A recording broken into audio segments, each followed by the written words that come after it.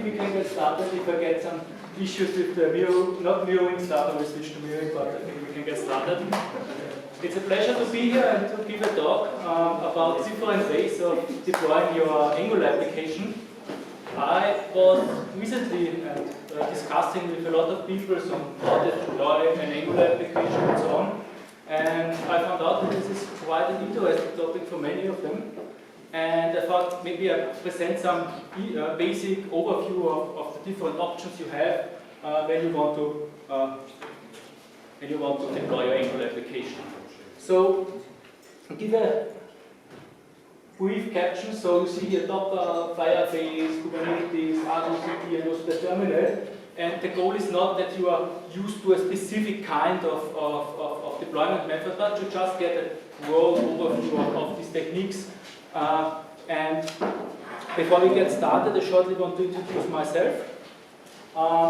Yes, so I'm a project assistant at the Technical University in Vienna. There I work on completely different topics, work on financial blockchains and temporal knowledge graphs. This is completely different, not related to Angular, but I'm also a freelancer, and there I work with a lot of technologies, not only with Angular, but also with Vue and React. And they're responsible currently for the implementation of Brandner AI and robotics. Maybe you have heard of this project because we won some prizes for the sustainability aspect of the project. We really recycle plastic bottles out of the system. Yeah, that's basically about me, and I think we can get started. So we start with a basic Angular app, which you may have built or not have built. And then we have different options of deployment. We will discuss shortly if you deploy it on your own server with a classic solution, with a classic web space. We then go to Docker, where everyone currently uses it. We will take a look at Firebase and how Firebase takes the effort to minimize your deployment ways, so it minimizes your effort you have to spend, and then we will take a look towards Kubernetes and manual automatization when you will build on your own. But before I get started, I want to just get a brief overview, and I hope this works now. So if you would be nice and scan, and we will just answer the question if you want to, so that I just know what you have used or not used. And with used, I don't mean just starting, but at least writing a little bit in it.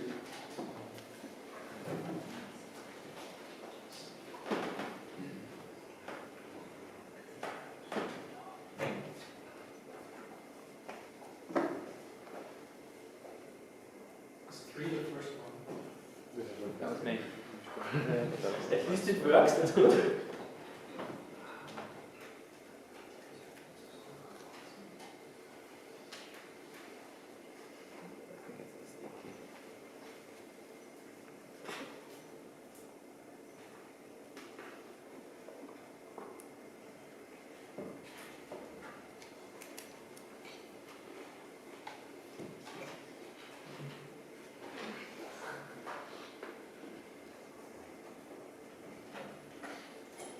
See some people entering something in the phone.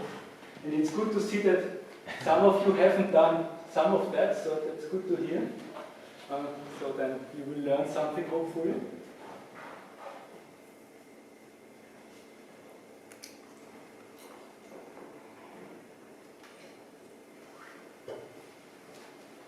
Can you zoom out so we can see the entire? I wanted to try this, but this is just. It's not letting. This slide was thin, which I put in, but too many points in it. So. We need to use it. You can see it before. Oh, is it updated? The update, yeah. Oh, I see. I just filled it out. Oh, good. I see. And then do it control minus. Control minus doesn't go to right. It does. It does, but it doesn't want it. Yeah. So, yeah. I mean, it's not the best, but at least you can integrate it in Google. And we see, okay, we have a lot of people use Angular. We have some newbies here, which is also great. You will hear a lot in the next talk about Angular itself. And we see, okay, Docker is quite familiar, deploying an app using Nginx. And I expected that here we go a little bit downwards, conventional commits, Kubernetes, Argo CD, Kubernetes. So I think for those who haven't used that, I think this will be really interesting for you maybe to get some glimpse about it. Okay, to get started, let's start with the server deployment. And what you usually do when you deploy something is you run your ng build word in Angular to get your dist folder with the compiled stuff, and then you usually copy it to some web space, to some Amazon cloud, for example, so the S3 storage with the cloud front or whatever, and you just build it and then you deploy it. With the new Angular, we have an experimental build feature for AS build, which is quite nice because if it works for your applications, still not everything is supported, but if it works, it reduces the compile time a lot, and this is quite nice in your pipelines when you want to deploy it. And yes, on the web server, if you want to set it up on yourself and not use some hosted one, and you want to set up an Nginx, you usually install it on the server. I have put here the config from the install command from Debian, and configure it, and then you just copy the folder. For example, you can use source copy to copy it to the SSH to the other server, but you could also use FileZilla or any FTP tool if it's installed on the server. So this is the easy way to get up and running with your own system. Of course, you have to take care of security and so on, but this is out of the scope of this talk. I just wanted to mention it, that you have to take care of that as well. And if you look on how you do it, yeah, you just copy it over, and then you have your files here, and that's it. You can theoretically open it, so I just put the demo app, I hope you can see it, and it just runs on an Nginx and everything, so this is just the demo app. It's just copy-paste from the build directory. Okay, but now let's go to the more interesting journey of deploying it. Let's start with Docker. So usually, when I write a Docker application, I use a multi-stage build. Multi-stage build I use because I want to have the image I deploy on the server really small, and therefore you can put your node image where you compile your Angular app, like you have done. You have your dist folder, and you then just copy from the one image to the other image you build the dist folder, and then you get a really nice small image which you can then deploy really with less resources, and it's quite cheap. And because I'm a lazy guy and I don't remember all of the Docker commands with Docker run and so on, I usually work with Docker Compose. It's easier for me, where I put in the image information, the information about the build, and where is the context, where is the Docker file and so on. And the app info, I call it app information. This is where I put in which ports I want to have forwarded to my local machine and so on. The one thing I really want to mention here is when you do it in your pipeline and you build your image, I had problems with a CI pipeline all the time. And this was, I copied the stuff into Nginx and I didn't put an own CMD file in it. So it's the CMD command that it runs the Nginx demo.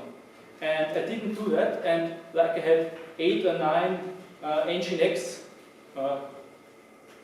scripts, like this was a multi-fronted with different services starting, and all were built on Nginx, and this folder copied in. And for one service, I always got, this cannot be loaded. I was wondering why can't it be loaded. This was because I didn't put the CMD line in it, and it randomly switched to the parent image and used this string to start, and so Nginx wasn't started. So you always have to take care that you specify everything what you want in the image, and then you don't have to search for mistakes here. And if you use it in a pipeline, of course, try to use the older image with a cache, and please use Docker ignore to ignore all the parts you don't want to have in the build context, because the build is then also faster, because when you have a big repository, you don't have to put everything which you need in your build file, and this optimizes your thing. Usually, when I do this, I combine it on the server with a reverse proxy, which also does SSL termination. And this is, in my case, usually traffic, because it's quite easy, because it supports Let's Encrypt, and it does everything out of the box. So I check out the GitHub repository, the Git repository, where I put just Docker Compose in it, I build it there, we have the repository, I take the external image, and then I combine it with the reverse proxy and it starts. So when you look at it, on what I did, so you have here, for example, an image I have hosted on GitHub. You have here the boards I forward, and here is override Docker Compose, so that we have it separated here in the demonstration, how I set it up. So the easiest setup is just to enable that it is on a Docker provider. You say that your containers are not exposed by default. This is a security feature, so you have to enable it for your app afterwards. And then you just configure your Let's Encrypt, the entry point for the reverse proxy, and there you specify on which board it should be forwarded. And that's basically it. Yeah, there you have your DNS resolver, which matches the name of this one. And then you get up and running with traffic. And this is really fast, and you don't have to take care of certificate renewal and so on. And this makes it quite easy to get started. And again, if we click on it, you should see we have now a certificate on this one, and you see it's from Let's Encrypt, and everything is running and up and running.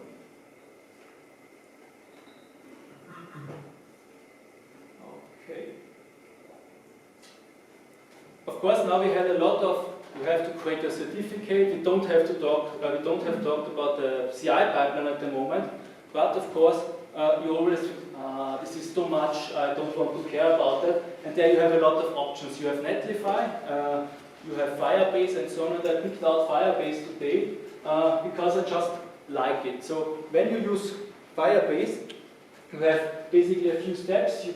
You register Firebase, then you say you want to create a project.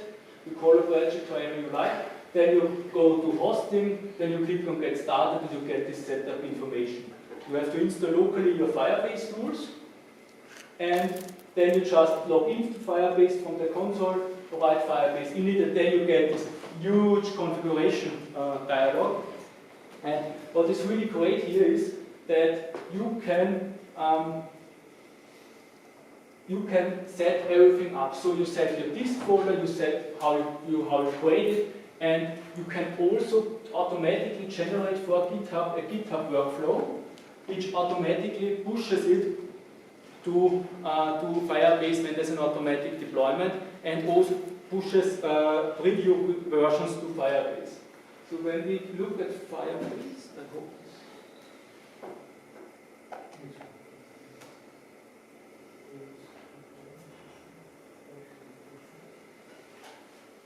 so this, and we have here the normal app, and here pushed some stuff, and you see the history, so you can always go back to your previous version, and you also have here the pre-release, and can always view also your pre-release version, which was here, for example, deployment of version B, and the current version, which is live, is also this, because this is the current, and I think this pre-release has that different, it says version A. So you see, you can switch between all of that, and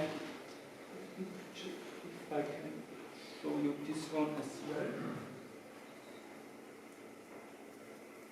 well. When you go into these workflows, you see basically the one is the pull request, where I run this install, and it gets then uses this Firebase action to deploy it. And the same is if you have this merge, it does actually exactly the same. So that's it with Firebase. So it pushes it in, and the really nice thing here is you can configure it whenever you like it. For example, if you say, I don't want to deploy it every time I push it on the main, I just want to deploy it if I have a new version tag, you just change branches to tags and put in any tag or whatever you like, and it uses this as your new rule of deployment, and so you can still go into it and manually configure it, which I really like.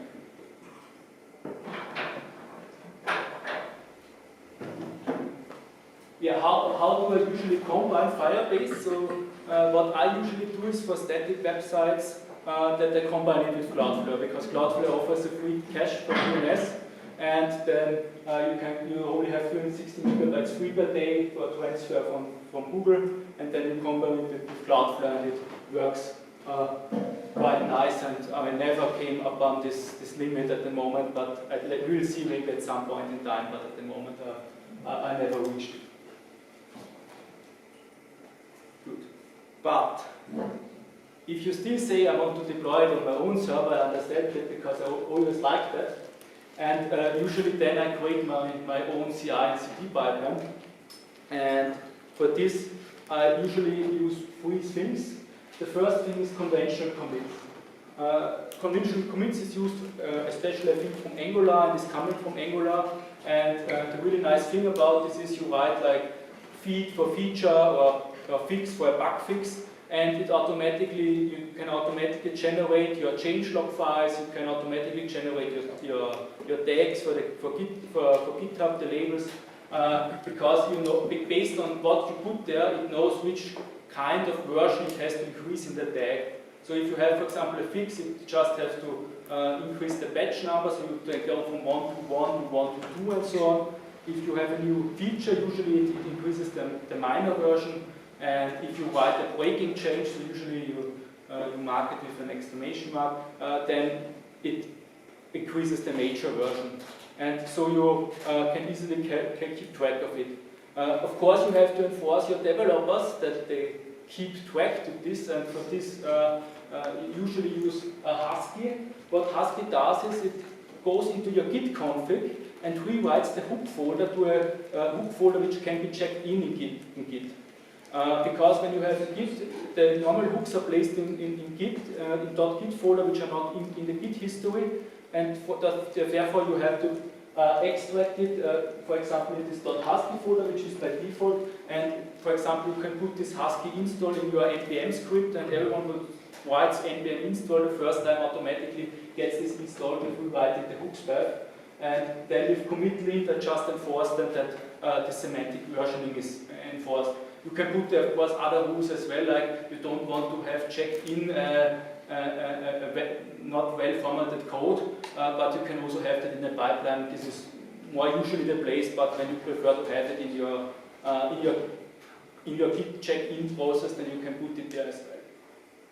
The second tool, which is unfortunately only available for GitHub at the moment, I hope Google will release it also for GitLab, is release please. And this is a really nice plugin because it actually builds on top of conventional commits.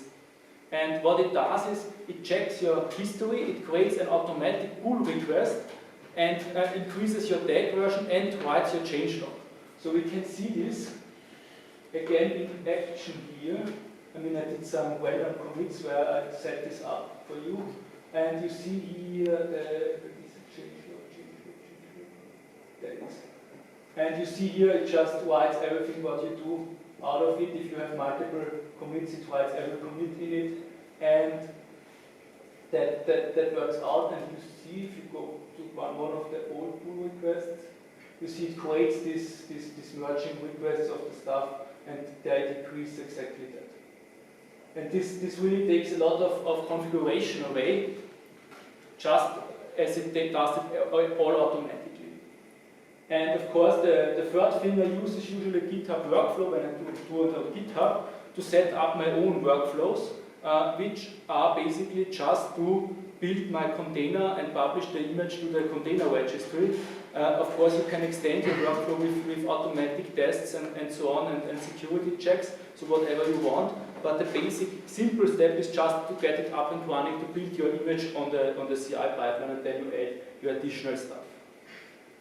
I have again something here, how I configure release please. So when I push something to the main, then it calls these actions, and the only important thing is with this token, it uses by default the GitHub token, but if you use the GitHub token, it's not allowed to have recursive calls into the CI pipeline.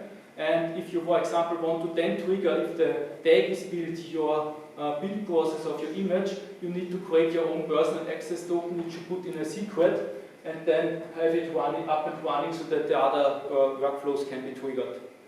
And this is exactly like this workflow where I have it when I have a tag, then create a new container with the tag, and this is just something you can get from a GitHub help page or something on how to set it up. The only thing I changed is here, because I usually put my Docker file not in the main repository because I don't like it, but in a subfolder, I switched the file and put the context here. But all of other than that, you find exactly documented on GitHub on how to set it up. And it's really nice, it builds everything, so we can go again to this repository and to these packages, and you see it uses usually the tag, and it also tags it with latest, so this is quite nice. So now we have our image, and we can now deploy it again via Docker by just putting the image in it, or we go the way via Kubernetes. And what Kubernetes does is it wraps your container with a bot, which is you can think of like as operating system managing multiple containers, which is then managed by Kubernetes. And for this, the first thing is, again, if you have a private repository, you have to add your secret token to fetch it, and then we go over 3 steps, creating a deployment, the service, and the ingress, and then everything is up and running. So usually, as previously mentioned, bot. So when you have a bot, you usually give a bot a label like it's app-fronted, and it can contain 1 or more containers, and these containers can communicate with each other with localhost. When do you need multiple containers? A typical example is if you go back days where you have, for example, Nginx running with PHP, with your PHP FPM, and you want to have that co-located, then you have 1 container with Nginx, 1 container with PHP, and this makes them, for example, sense. You can also have, like, use it as a sidecar, where you, for example, want to extract the logging functionality in a different service, or, for example, want to have the database connection managed by a different service, then it's nice to have a second container here which abstracts this away and you can put it in. But usually the first way to go is to just have a single container, and the deployment manages then how many of these bots should be spawned. And this goes like you have here your label of your bot, and here you have match labels which says what should be matched, and then it creates like the number of replicas of bots. And then your bot is still not accessible. So what do you have to do that it is accessible? You have to make it accessible by either allowing the access to this container directly, but if you have multiple bots, this is not the best option, so you usually create a service which communicates as well with the bot. So when you read in the internet, often the deployment is covered together with the services, because it's like a match, because you usually have the deployment, but the deployment only manages how many bots do you want to spawn, and the service then manages more the access to the bot. So this is the differentiation. And you basically have 3 types of services. The first one is the node board.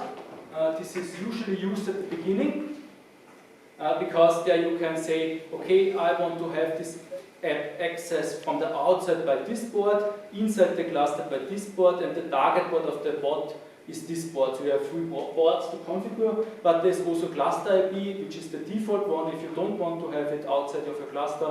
And the third option is a load balancer, when, for example, you have it in Google Cloud or something, when they provide something for you, then you can do it. And then when you get your network request, the service manages it and looks for a bot with the matching label, so you have a selector of finding your bots, and it forwards it.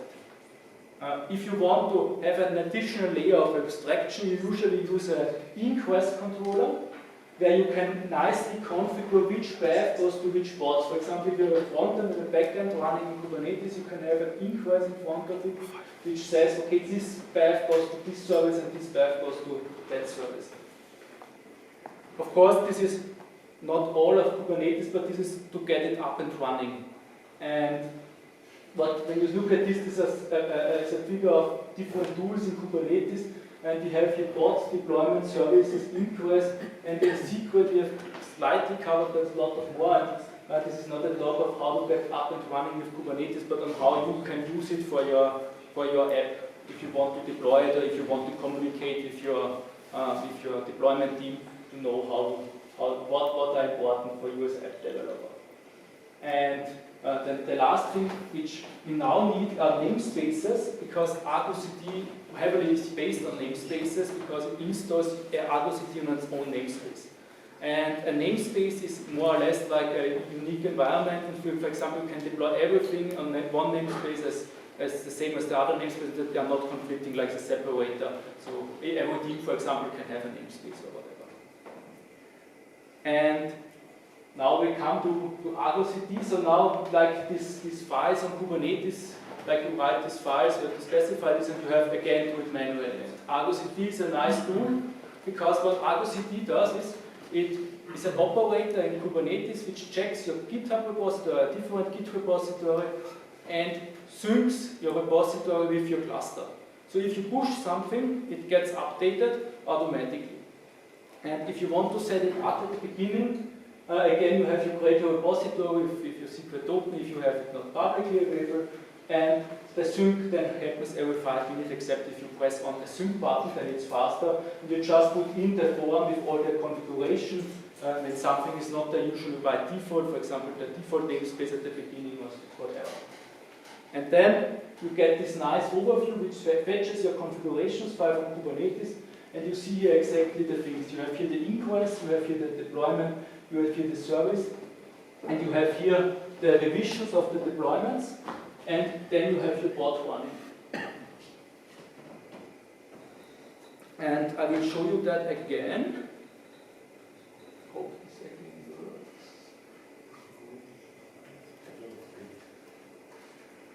Put it on another board. So we have here now version A. And with Word, I hope now the live demo works. A really small.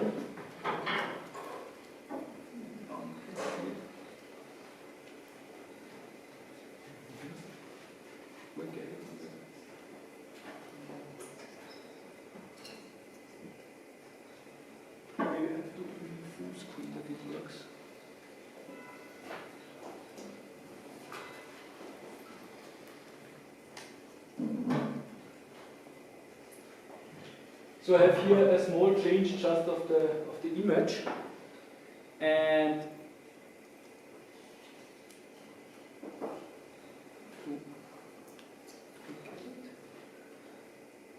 just commit it. Can you zoom in a little? Yes. I can't read it. So it's nothing more than just increasing the version number. And when you look, we have here version A, and if I push it, and I will show you also the thing here. So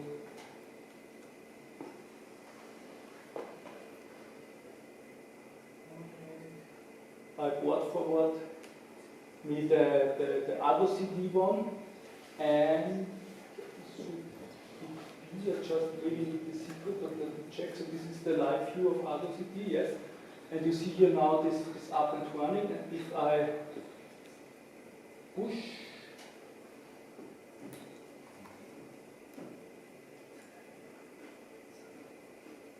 so we have now here, we have in version A, and I have pushed on version 1, 2, 3, and now press manually the sync so we don't have to wait.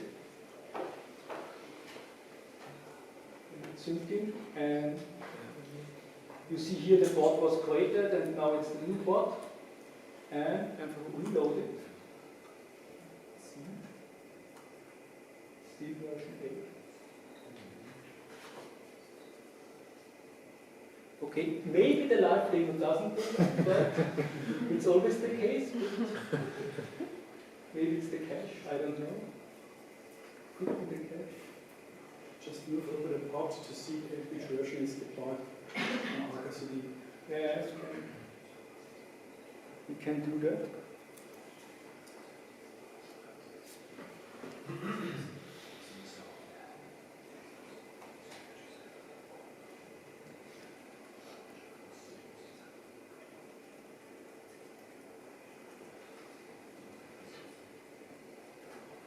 So you can also look at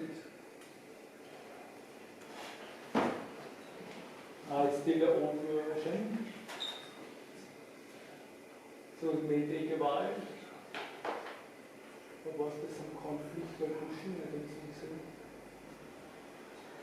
No, it pushed. Let's try again to see.